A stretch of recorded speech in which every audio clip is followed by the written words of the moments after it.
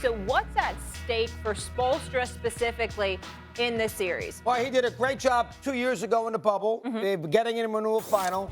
To me, I cannot make him top 15 coaches in the history of the NBA. We'll do a little of that later on. I can't do that. He won the 2 championships with LeBron. He also lost 2 finals with LeBron. One he should never have lost. Wait, to what's Dallas. wrong with winning 2 with LeBron? Should have won 4.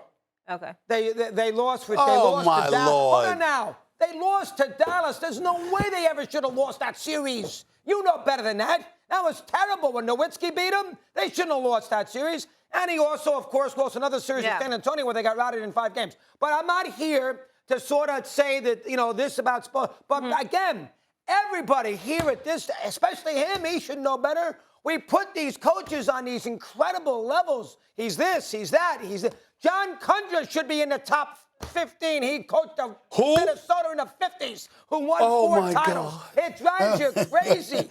I like Spoelstra. I love Riley. I know what he's done. But can he win a championship without LeBron and Wade before we put him on these incredible levels like you and your little cohorts like to do? Can we see some of that first? First of all, you're utterly ridiculous. This is not, listen, you're so ridiculous about this. If I hear you talking about this on your radio show, I'm calling in. It's ridiculous. Let's count the ways. Is Phil Jackson a top 15 coach of all time? Of course he is. Yeah, who was he coaching?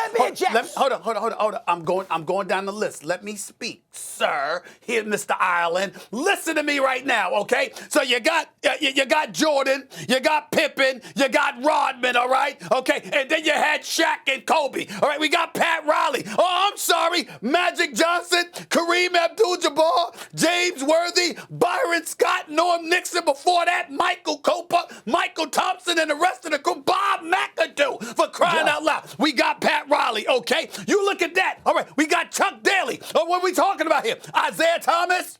Joe Dumars and the bad boys. All right, let's count the ways. Let's go from there. We got Steve Kerr. We got Steph Curry. We got Klay Thompson. We got the greatest shooting backcourt in the history of basketball. We holding that against them? Of course, we're not doing that. We got Greg Popovich. We got Tim Duncan, Manu Ginobili, David Robinson, Tony Parker. Are we holding that against them? No. Hell with it. Let's go to Red Auerbach. Let's go back to the times you're so familiar with when you got when you sat up there and you got Red Auerbach.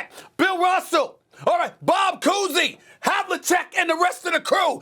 Sam Jones, you think I forgot about his name? Of course I did it. All right, we got that going on. Let's go with the Knicks because God forbid I don't remember the Knicks. The only time they ever were relevant winning championships in 69 and 73, or 70 and 73 rather. Who do we have here? DeBusschere, Bradley, Reed, Frazier. I mean, come on now. And you going to sit up here with a straight face in the year 2022, acting like you the only one that knows history. I just gave you some historical components to look at. And then we're looking at this team right now, Erik Spoelstra. You go to 4 straight finals. You win back-to-back titles. The last title that you lost to the San Antonio Spurs, D-Wade wasn't 100%.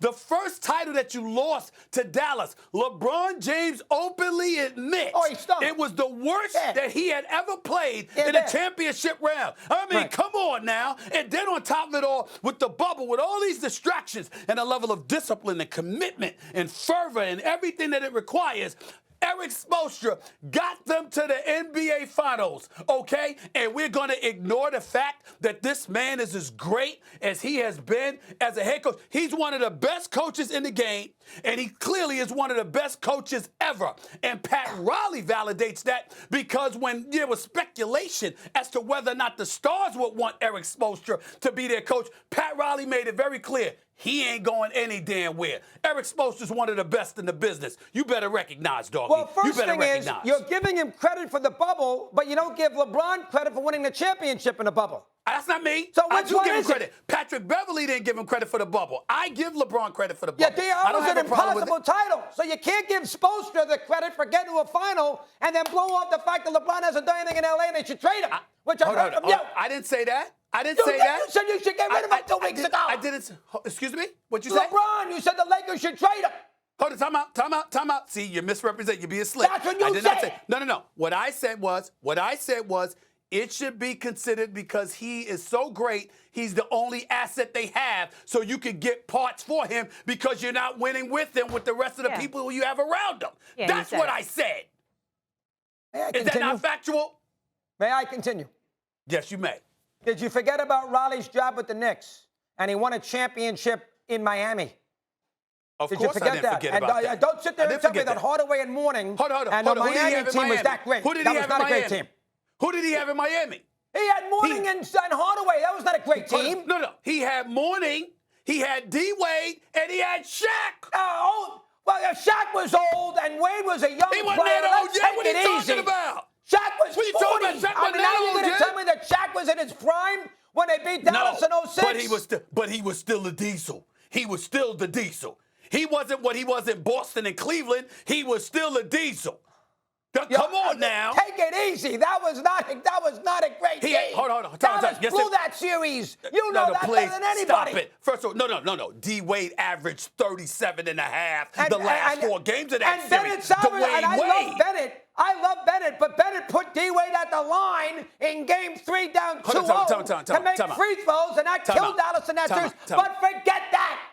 Are you questioning the greatness of Dwayne Wade in that series? No, I'm not. No, I'm not. But that was not a great team. D-Wade put on the show. That was not a great team. Thanks for watching ESPN on YouTube. For live streaming sports and premium content, subscribe to ESPN+.